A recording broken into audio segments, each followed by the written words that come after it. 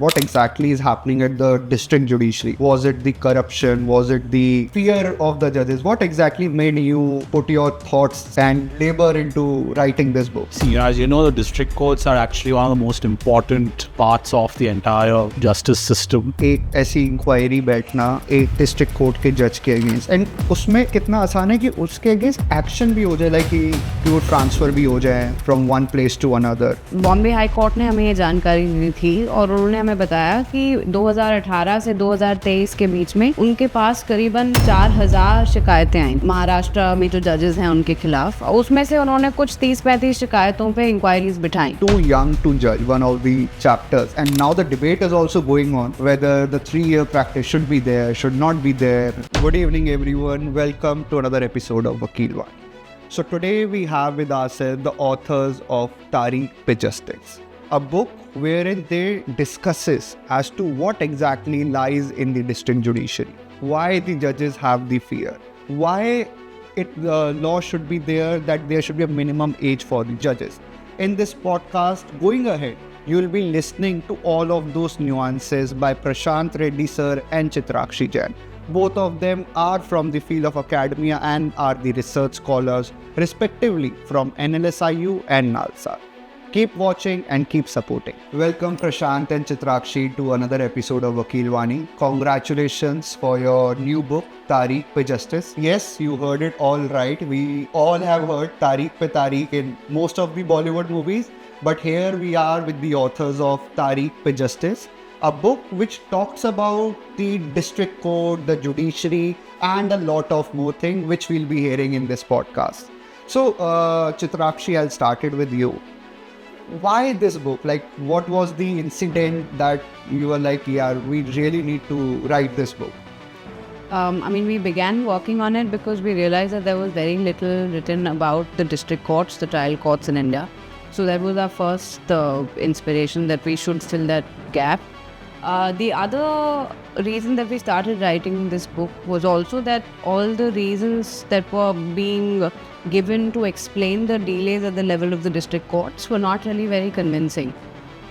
So most of the times you would hear that these courts are terribly understaffed and they are underfunded, they don't have the infrastructure to run a proper courtroom, but we realized that those are really not the explanations for the state of affairs at the level of the district courts, and that's why we wrote this book. Right. So sir, anything, Prashant, anything that which forced you that we really need to understand that what exactly is happening at the district judiciary? Was it the corruption? Was it the judges, the fear of the judges? What exactly made you put your thoughts and labor into writing this book? See, as you know, the district courts are actually one of the most important parts of the entire justice system because in many ways your judicial magistrate is the first line of defense of all your constitutional civil liberties, right? So for example, when your person is arrested, you have to produce them before judicial magistrate within 24 hours. Despite the significance of this layer of the judicial system, there's such little attention being paid to it. And whenever attention is paid to it, like Chitrakshi just explained, all of the attention is on the issue of resources. That's how the Supreme Court and High Court has framed the issue, that there is lack of money, there's lack of judges. But when we started researching for this book, we discovered that there may be another reason. And one of those reasons is that judges of the district judiciary are operating in an atmosphere of fear. And this is something that even the former Chief Justice of India, D.Y. Chandrachud, had said in public speeches on more than one occasion. He said that judges are afraid of granting bail, but he never said who the judges are afraid of. Normally people think that judges are afraid of, when the Chief Justice makes a statement like that, people presume that the district judges are afraid of the government. But in our book, as we try to explain, the problem appears to be that they are more afraid of disciplinary inquiries being instituted by High Court judges against it, because the Constitution is written in such a way that the district courts are insulated from government completely, because the High Courts control all aspects of their functioning, apart from the budget which the government decides. So all the disciplinary inquiries, etc., are initiated by the High Court. And as we try and explain in the book, the manner in which this entire disciplinary framework operates is extremely problematic. It's very opaque, arbitrary, and our argument basically is that the district judiciary lacks what we call decisional independence. Right? So there's one level of judicial independence is where you want to be independent from government. There's another part of judicial independence we don't talk about that much in India, which is decisional independence. That is, a judge should feel confident enough to issue a judgment or an order without having to worry about personal consequences of issuing such an order or judgment. Coming to that only, sir, in your book, while I was going through, you have mentioned the judges as fearful. Like, I want to understand, Prashant, that whether, as you just mentioned, that it is also about the outcome, it is the personal consequences, the High Court inquiry. What other fears the judges fail while delivering a judgment? Is it also because of the bar association there, the advocates there, that any kind of fear which they have? Yes, definitely. I mean, we see a lot of these cases, the disciplinary inquiries being initiated because of complaints from bar associations and lawyers. Right? So now, unlike, say, High Court judges, where starting an impeachment motion against them requires the signatures of either 50 members of parliament in Rajya Sabha or 100 members of parliament in Lok Sabha. So that gives High Court judges a solid layer of protection even from an impeachment motion being admitted by the speaker. But when it comes to district court judges, we actually still till date do not know how exactly the disciplinary action is initiated. There is no guideline protocol kind of that. No. So there is, the only thing we know is there's a circular saying that anonymous complaints cannot be taken. All complaints, they have to be accompanied by a sworn affidavit. But there are two critical characters in the high courts who play the role in triggering a disciplinary inquiry. One is the Registrar Vigilance, who is generally a district judge on deputation to the High Court. So he receives the complaints, he processes them. And then there's the Chief Justice, who appears to be giving some kind of instructions to the Registrar Vigilance. But we don't really know. We filed our RTIs trying to ask the High Courts, what exactly is it? Like, is there a committee of judges sitting to even take the decision on whether an inquiry should be initiated? We know once the inquiry is initiated, we know a little bit of how it works, how the process works. But that triggering mechanism, what triggers the disciplinary inquiry, is still not clear to us because High Courts are not publicly revealing. So, Chitrakshi, my question is to you that कितना आसान है एक ऐसी inquiry बैठना एक district court के जज के अगेंस्ट, एंड उसमें कितना आसान है कि उसके अगेंस्ट एक्शन भी हो जाए, लाइक कि प्योर ट्रांसफ़र भी हो जाए from one place to another?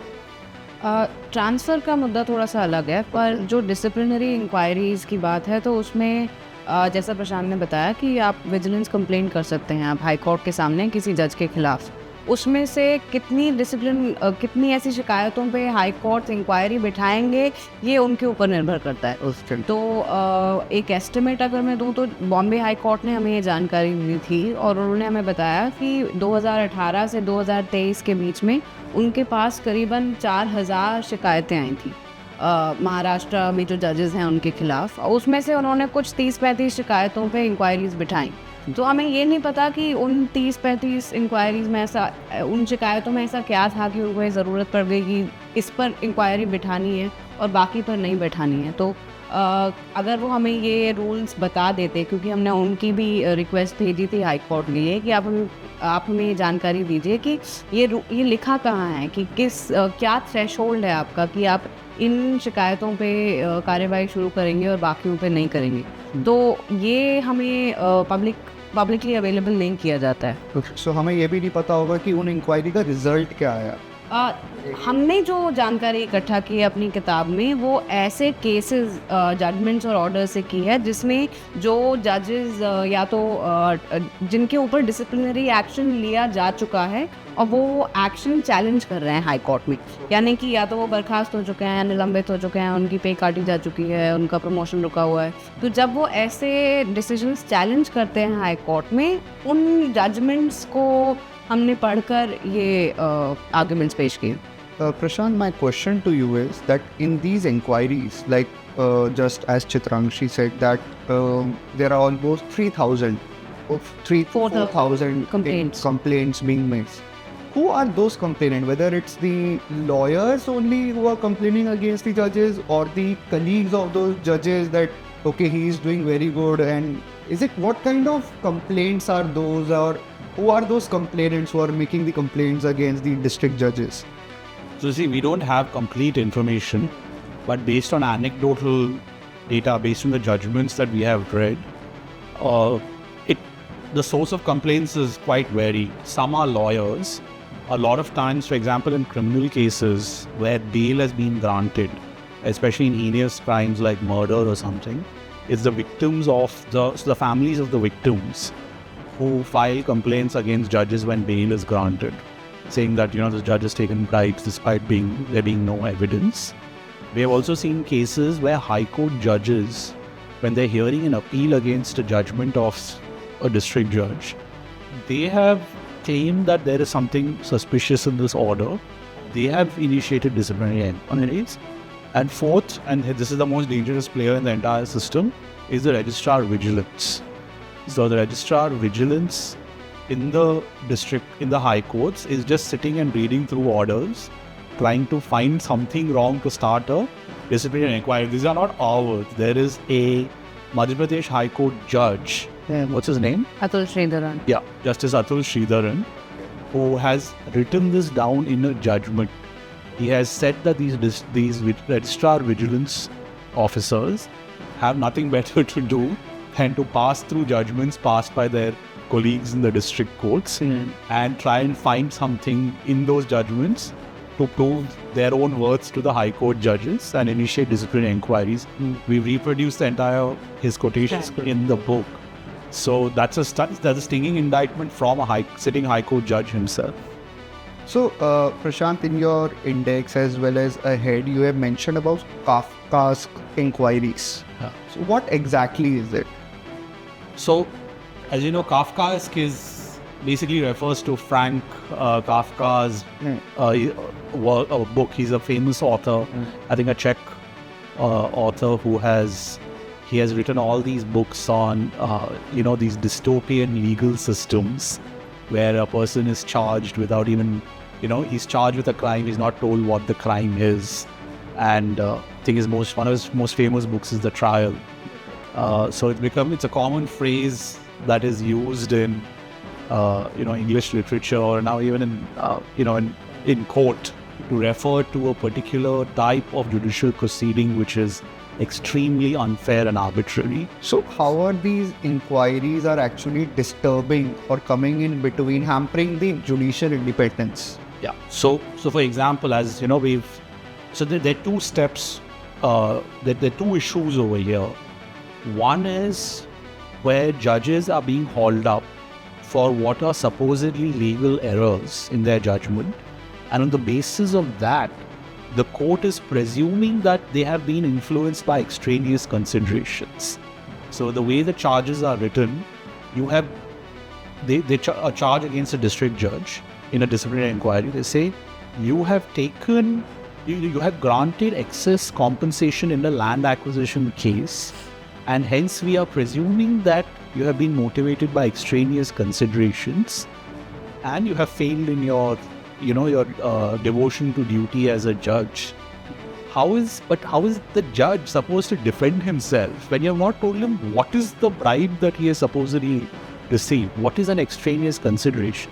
If there is a legal error, the appellate court is supposed to correct the legal error. That's what appellate courts are for. So that is one part of the problem. The second part of the problem is when there is an allegation of corruption, right, made, say, by a family of a victim.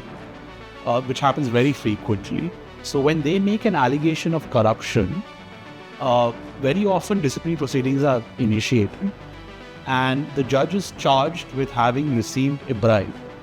But there again, there is no actual direct evidence.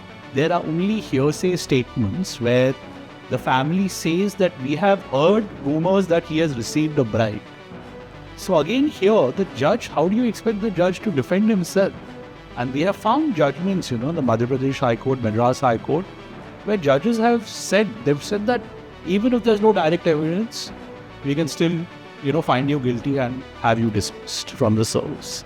So that is the definition of Kafkaesque, where you're not telling the person what is the bribe that he has supposedly received, who has paid him, and you are charging him with corruption and using it as a ground to dismiss him from service. It's like someone has filed an FIR against you, but I am not getting to know what exactly charges are, and police comes and just arrests me. Exactly. Yes. Let me just finish one thing. On the evidence, if you know the Evidence Act, in your normal criminal proceedings, specifically bars hearsay evidence. Correct. Hearsay statements are unreliable. Correct. But because the Evidence Act doesn't apply to these disciplinary proceedings, all these kind of statements are entering the proceedings and muddying the waters. Over to you. Okay. Yeah, it gets worse because after you have been removed from service on the administrative side of the High Court, the only recourse that is left with the judge is to file a judicial review petition in the same High Court on the judicial side. It's like the So same that's- person yeah. has removed you. Yeah, and so it's the same body of people who have heard your matter on the administrative side who will now be sitting in judgment on whether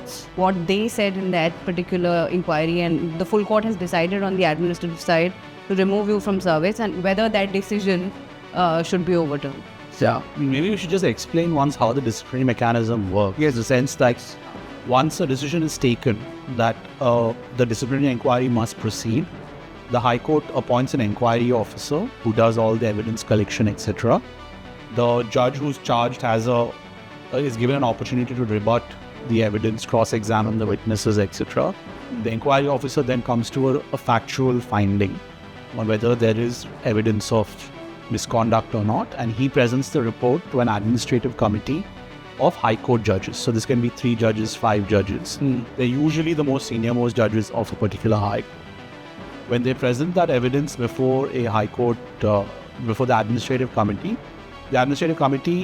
invites the district judge who's being charged to give his rebuttal to the inquiry committee report. And then the administrative committee makes a recommendation to the full court. Or that means that is all the judges of the High Court. Yeah. And then the full court has to make a decision on whether to accept the recommendations of the disciplinary committee, administrative committee, to dismiss the judge or to retain him in service. And the full court meeting, it does not always happen that all the judges actually sit in the same room together and debate the matter. Okay. Because we have seen in Gujarat High Court, for example, and its own judges have criticized this practice, the report of the disciplinary committee is put in the committee room, where the committee room is, and within 48 hours, if no judge of the High Court asks for the report to be discussed at the full court meeting, it's presumed that all the judges have agreed to the... Oh, the silence here is actually taken as a consent. Yeah. Exactly. Yeah. Go against. And there are Gujarat High Court judges who have criticized this, saying that this is not the way we should be doing it. Yeah. We should discuss each and every report at a full court meeting, so that there's more transparency and everyone's participating in the decision-making process. And that is quite wrong. Yeah. So once they're dismissed, once the full court has made a decision, that means all judges of the High Court have participated in a decision to fire a judge. So when judges then file review petitions under Article 226 saying that my dismissal was unfair, it is going to land up before one of those judges. And very often, even if the other problem is if it lands up before a junior judge, he basically then has to say that the senior judges who are sitting on the disciplinary committee did not do their job correctly. He can't, and he will not. He will not do it. So Most of the time he will not. So in your this book only, Tareekh Pe Justice, आपने एक चीज़ बोले कि judiciary के अंदर vacancy is not the issue, but there are other factors because of which the quality of the judges या ये सब जो है हम लोग वो face कर रहे हैं. So what are those issues? इसमें काफ़ी सारे इश्यूज हैं. मतलब वैकेंसीज पे सबसे ज़्यादा ध्यान जाता है और हम कह रहे हैं कि ये इतना उस पर फोकस करने की ज़रूरत नहीं है, क्योंकि ज़्यादातर स्टेट्स में 10 से 20% की वैकेंसी रहती है. कुछ स्टेट्स में कभी कभार ज़्यादा होती है, कम होती है, पर उससे इतना फ़र्क नहीं पड़ता. It's important that we look at how do you calculate the number of जजेस that you need in the first place. और वो जो हमारा फॉर्मूला है, that is not in the sense right now it's not the optimal formula that you should have अभी. सो इसमें क्या हुआ है, because of supreme court's intervention, there is a case called Imtiaz Ahmad versus the state of UP, which was a criminal appeal before the Supreme Court, but then the Supreme Court started basically giving directions about how judge strength should be calculated across courts in India. So there were 3 committees which were formed to study what should be the perfect formula of calculating judges. The first, they assigned it to the Law Commission. The Law Commission came up with a report. Then the Supreme Court has an in-house think tank called the National Court Management Systems Committee. They came up with an interim formula. And now they have a final formula, that the final report which was submitted by NCMS, which should be put to use in calculating the number of judges. This has happened over the course of 10 to 15 years, and they have not really, in the course of these years, they have not really agreed upon one formula. So the Law Commission had come up with one, and they had made it very clear that it's important that you start measuring the amount of time the disposal of each case takes. Because it's really important to measure how long it takes for a judge to hear a case depending on the complexity of the case, so that you get, and when you get this kind of granular data, that should inform your calculation of judge strength. That will accurately inform the calculation of judge strength. And the Law Commission also noted that currently they are not recording this data. And this will lead you to the next problem that we have with the e-courts and the National Judicial Data Grid. Yeah, which is that they are not really calculating the right, they are not collecting the right data. And especially data related to judicial time, which should inform calculation of judge strength, is not currently being collected by these systems. So, ma'am, अभी आपने से बताया कि digital courts, ई courts के बारे में कि the data is not collected properly. So थोड़ा सा और उस पर आप बताइए कि what kind of data you think which might actually help the judicial side to quickly resolve the matters and deliver the judgment. What kind of data will help?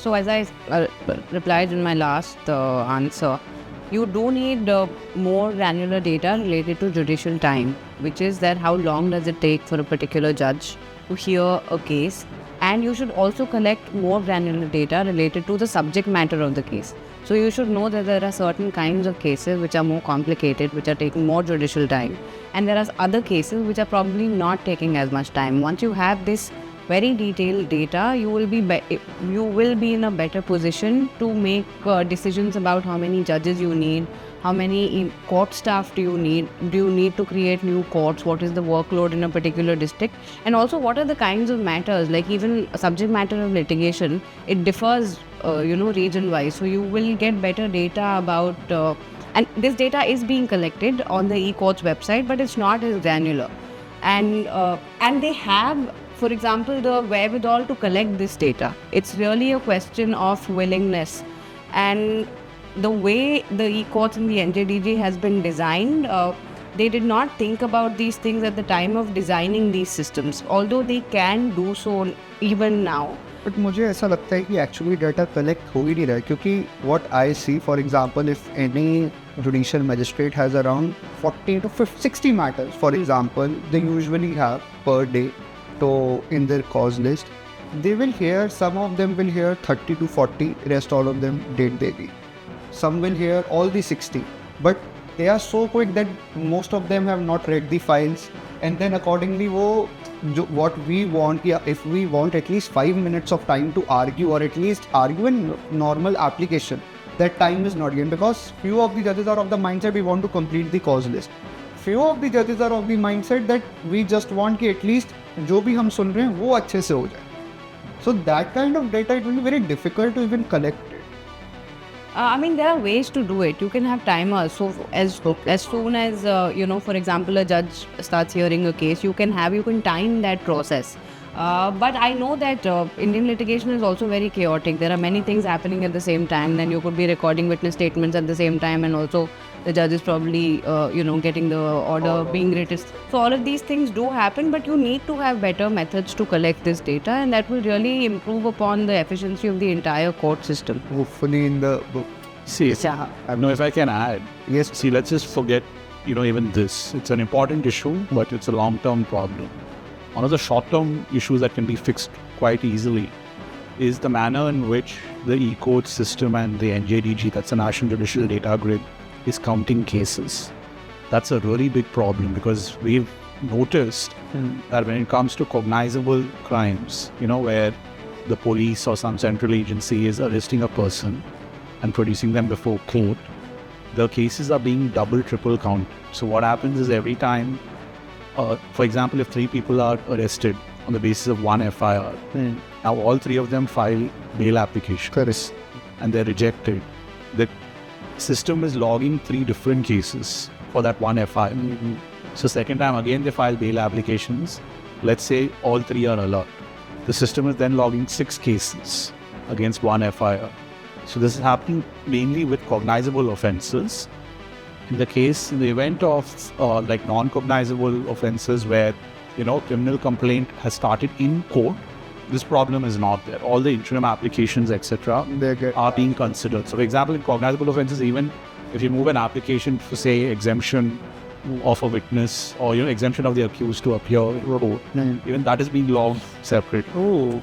So that is a huge problem, and because of which we think that cases are being overcounted significantly in India. So this 4.5 crore figure of pending cases may actually be a bit smaller. Maybe we have no idea of by how much.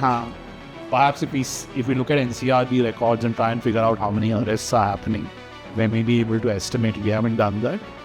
But this is an issue that can be fixed relatively easily. If they actually want to do that, that is the rule. Like you just start counting cases by the FIR number rather than every application being getting a different thing.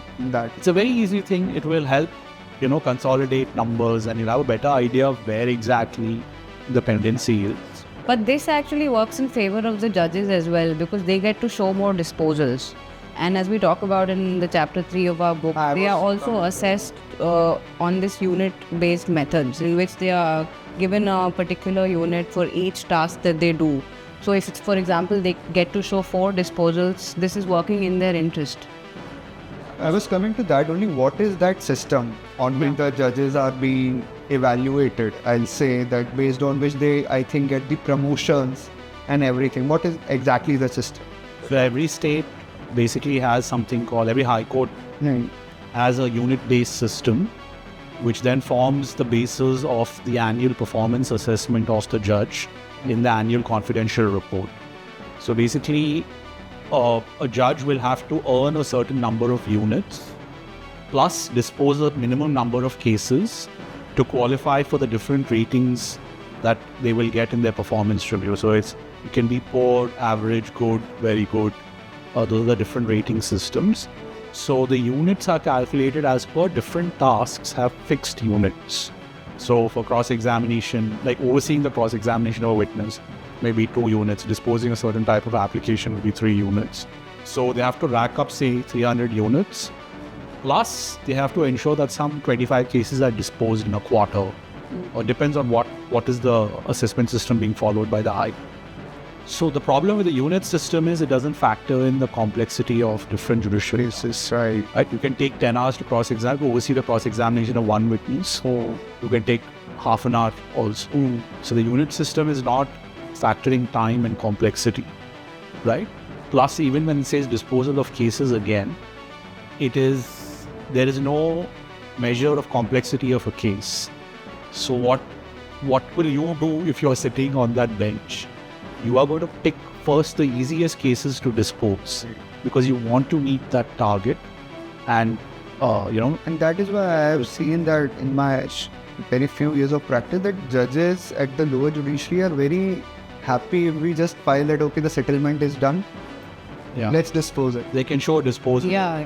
So there is some distinction, I think, for contested Contested and uncontested uncontested. cases. Even after contesting, they also are like, try to mediate. Try and mediate. Get it done if it is possible. Coming to the next question, Prashant, you have mentioned about too young to judge, one of the chapters. And now the debate is also going on whether the 3-year practice should be there, should not be there, whether a person who is judging it, there should be an age criteria. What are your thoughts in the book that you have mentioned? Yeah, we have very strong controversial thoughts on this. A lot of people don't like, including young people like yourself. So, you see, our basic argument is that to become a judge, you should have a certain amount of, say, experience practicing as a lawyer. Plus, you also need certain emotional maturity in life, right? So the way the system is working now, where you can become a judge without having even practiced law for a single day, plus you're basically becoming a judge straight out of law school, right? So you have not really seen anything in life outside a very sheltered upbringing for most people, not all. Most people in our socio-economic bracket have a sheltered upbringing. They're on a university campus, protected. They have not really experienced life at all. And if you look at how age features in judicial appointments in the Constitution also, and Constitution and appointment rules. For example, a High Court judge, the requirement in the Constitution is required is 10 years of practice. Right? So technically, at 33, you should qualify to become a High Court judge, mostly in India. But the minimum requirement, as per the Supreme Court, memorandum of appointment for High Court judges, the minimum age is 45 years. And most people actually become High Court judges at 50. Similarly, for district judges, the Constitution says minimum 7 years of practice, which means that 30 years, most people will qualify to become a district judge. But almost in every state, the appointment rules state that you have to be minimum of 35 years, right? So clearly, when it comes to district judges and High Court judges, people like the system is going over and above what is required, because there is a feeling that we want more experienced candidates for these roles. And this is a feature across the world. Like in the US, the average age of a federal magistrate, this is the lowest level of the system, he can only decide misdemeanors, which is maximum imprisonment of 1 year. The average age of appointment is 50 years. And the average years in practice these guys have is about 22 to 23 years. Right? So nowadays, magistrates are of the age of 27. So the average age is 27 in Madhya Pradesh. We could collect the data, and it has fallen from 30 years because the Supreme Court took out the 3 years practice requirement in 2001. So it's fallen from 30 years to 27 years. And this is happening across the country. Right. Average ages of judges are 27. This is average, which means in MP, there were about 260 judges, I think, who became judges at the age of like 25, 26 years. So why is it that for High Court judges and District Court judges, we are insisting we want more qualified people, but when it comes to judicial magistrate, who's the first line of defense, we are ready to allow, young kids with no experience to become judges? It makes absolutely no sense. And also adding to your point, I think they will have more fear of the other factors which we talked about, the inquiry, the bar. They are very, very insecure, underconfident. We've seen this in our conversations with them. They are afraid to talk to outsiders saying, District Judge Saab kya bolenge? And so it's a terrible idea to have such young people in. Let's see when the Supreme Court has to decide that petition which is pending, and hopefully, I also believe that there should be a minimum practice at least they should do, and then go ahead and have. So see, if the usual complaint is 3 years is not enough time.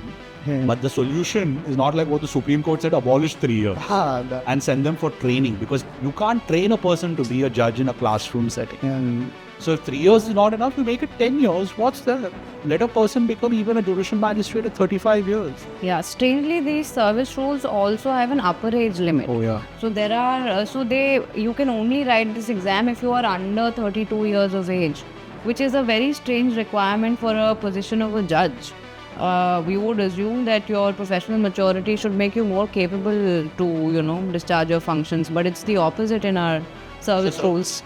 So 32, you're having upper age limit makes sense only for the army and for the police. Makes sense. Where you want young, young fit people because the job has That's physical demands, right? It makes absolutely no sense to have these upper age limits for the office of a judge. So that's what these rules are completely brainlessly drafted. No one has paid attention. Hopefully someone after reading this book actually files a PIL challenging this. Let's see if it happens. But we also argue that PIL is probably not the best way to, engender judicial reforms, because what happens is, and what we have seen in some of our chapters is that that Supreme Court judges in these PILs are assisted by these amicus lawyers who are not very familiar with trial court advocacy at all. And the other problem is that the courtroom is not really the best forum for deciding these issues, because there are so many other stakeholders involved. Coming to this question, Yeah. because in your book you have argued that there should be jury system should be back in India. Yeah.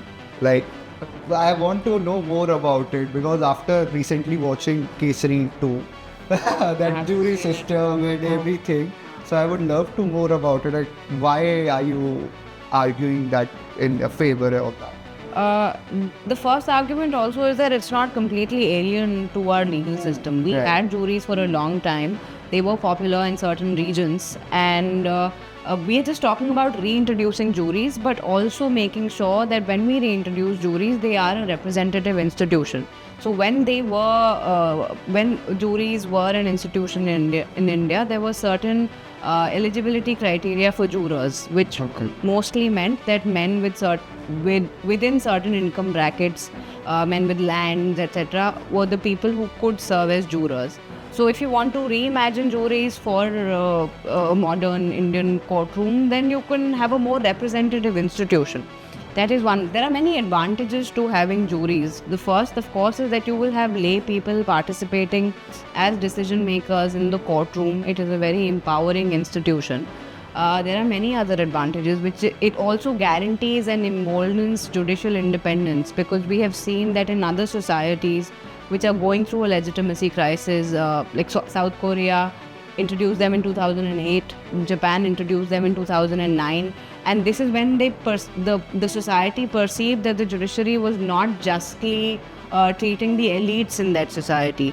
And I can probably say that a similar perception Is building up. is building up here. So it's a good way to counter that sort of legitimacy crisis, build public trust in the courtrooms. And there are other advantages. Juries are also a great security against judicial corruption, because it's easy to bribe a judge, but you can't bribe a judge and some jurors. So you are also, you have a security against judicial corruption. You have a check against cynicism. Judges have spent many years on the bench, and they will get very overfamiliar with the system, with how the bar behaves, and so a certain level of cynicism creeps in. And having jurors who are lay people who are informed with a more diverse set of experiences than a single professional judge would, I think, better the quality of justice. I completely understand it, and I'm surprised because the bar is not very happy with this suggestion. yes, So because, see- yeah, please.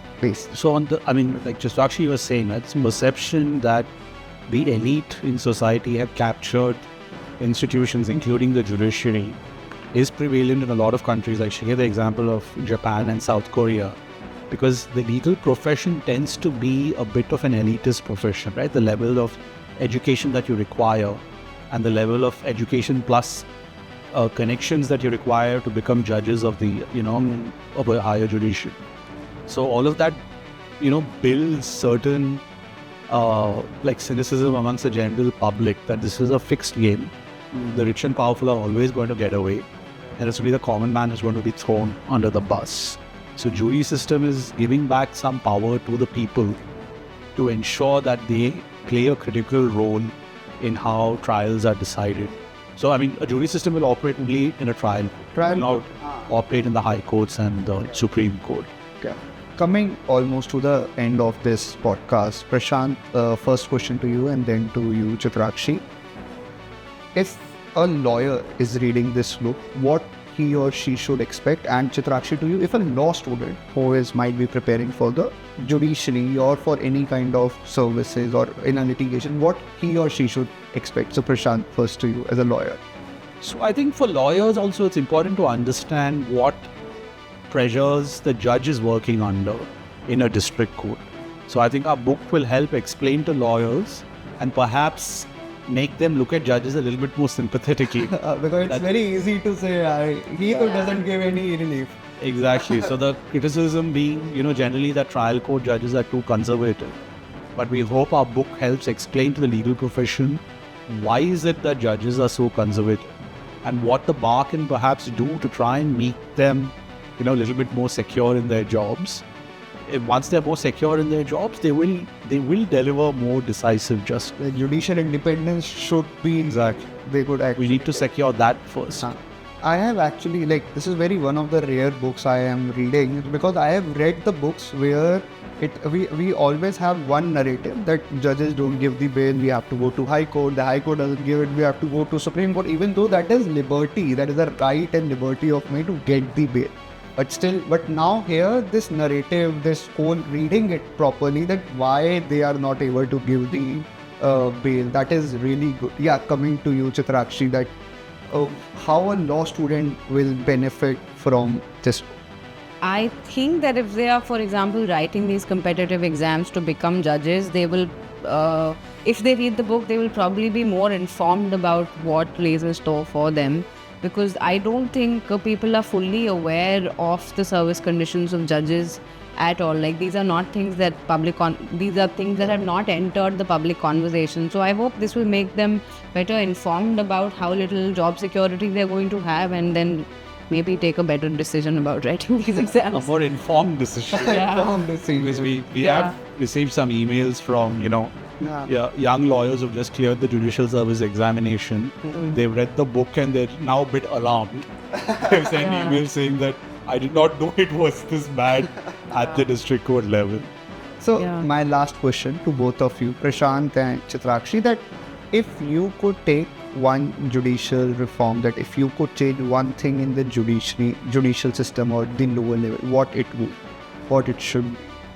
I think first they should make all district courts air conditioned.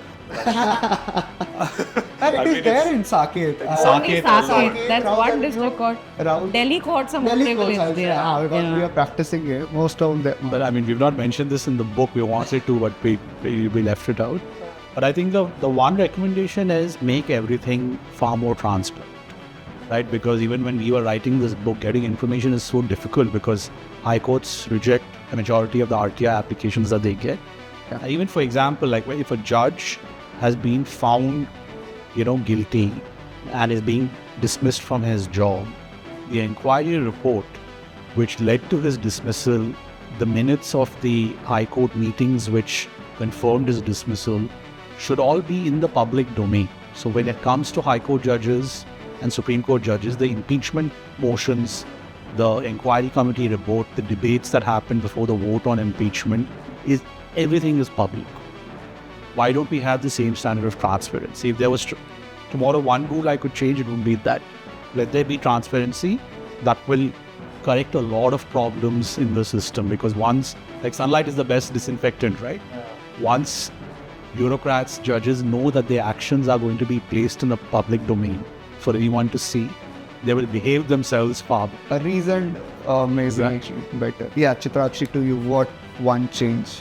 I would like that some of the administrative powers that the high courts have are actually taken away from them, and perhaps we should have state-wise independent commissions which are also seeing the performance of the district judges. They can function within the aegis of the high court, but maybe they will be better equipped to handle the number of complaints that they're actually receiving and maybe work more transparently, as Prashant said. Right. So thank you so much, Prashant and Chitrakshi, for your time. And I know, with the book promotions going on, it is very difficult to take out time. And thank you so much for accepting it in one go. Our pleasure. Yeah, thank you for having us. I really appreciate that. Thank you so much. Wow, what an insightful session. I must say this has been one of the best insightful sessions that I have actually recorded. from understanding the small nuances in the district judiciary, how the inquiry works, how the vigilance officer actually has the power, how the High Court has been controlling the district judiciary, how the magistrate at the district level has that fear that they might get transferred, and the other fears as well, which we all discussed. This insightful book by Prashant Reddy and Chitrakshi ma'am is really an eye-opener. I really recommend everyone from our bio to check the link of Tareekh Pe Justice. Thank you so much for watching it till here. Please like, subscribe and share. Thank you so much for support.